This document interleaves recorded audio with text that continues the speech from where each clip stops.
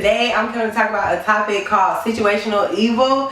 It's been coming up a lot lately, number one in one of my social classes, and also I've been watching some things where the topic popped up. Let me give you a quick rundown of what it is, and then I'm going to speak about why I feel like it's important to my tie-dyes. So number one, situational evil was created, the theory was created by a professor, a sociology professor called Philip Zimbardo, and he is like a social god. If you know anything about psychology or sociology, you would know his name because he was the facilitator of, they call it the most unethical experiment as far as sociology was concerned, but it taught the whole sociology community a lot about the certain topic. And the experiment he did was called the Stanford Prison Experiment, and it was where he got college students, about males, and for 14 days they were supposed to run a mock prison, and it only lasted 6 days because it got that intense. And once he saw what was happening with the prison, and I think it was Iraq. In Iraq, when the war first popped off, it made him think about his experiment that he did many years prior to that, and it resonated. The situational evil aspect of it resonated with him, and he just wanted to learn more and teach people more about it. Now, his theory is sometimes people are not bad apples, it's a bad barrel.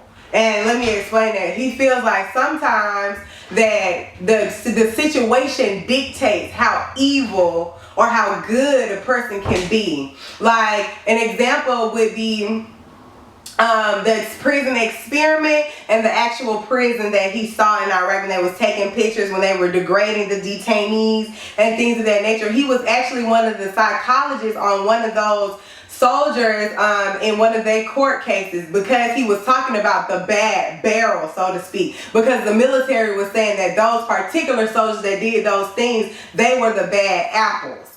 So with Professor Zimbardo, he was saying that, just like in his experience, in his experiments of the Stanford prison experiment, these people, once you're surrounded by certain things, once you get deprived of certain things, once certain things are always constantly happening, once it's a normality in your life, then you may be subject to do things that you normally wouldn't do as a normal person. And he explained it deeply when he spoke about his client that was the soldier. He said this guy was a regular guy. He did everything you did. He had children. He had a wife.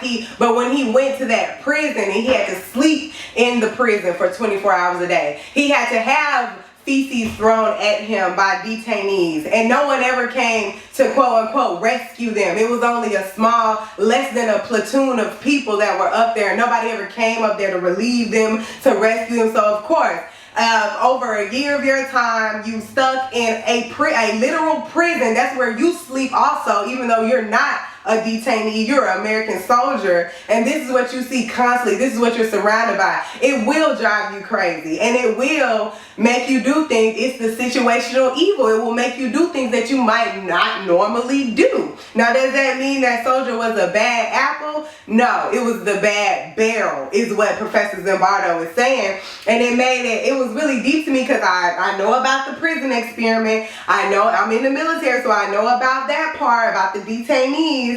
I've been deployed before, so I know how it can wear on your mind. So it really made me think about the bad barrel. And then I watched a movie on Netflix called Beasts of No Nation. It starred Idris Elba. Y'all really gotta go check it out. Love the movie. I was in tears like 50 times, and I felt like I was in the trenches of Africa. But yes, y'all gotta go watch that. But anyway, when I watched that movie, it really brought out the seriousness of situational evil. Without me telling the movie, I'm gonna say this boy, he started off as a regular normal boy, and through circumstances that weren't under his control, it made him turn into an actual beast. Someone, if he would say the things that he's done, you would be mortified. You wouldn't even want to be in the same room as him. And people would call him, like, you know, if you saw this and you don't know the story behind him, you would think he was just truly evil. You could never do a thing like that. I would never be like that. You know, all those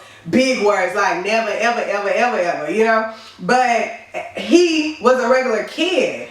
He grew up as a regular kid like you and me. And the situation changed and he adapted to the situation. He's not a bad apple. It was the bad barrel. And so what I want to explain to my tie-dyes and what I'm doing this video for is think about the situations you have been in. Think about things that you have done to people or things that you've done that you're not necessarily proud of, that you're like, how could I do such a thing like that? Am I that bad of a person? What are you the bad apple or was it the bad barrel? And also look at it from the other aspect. Like when somebody wronged you, or you like, oh man, I could never be like that. I could never do nothing like that. When you look at people and your first thought, like you may begin to judge them, like you could never do this, that, don't say that. Because it might be the bad barrel. They may very well not be a bad apple.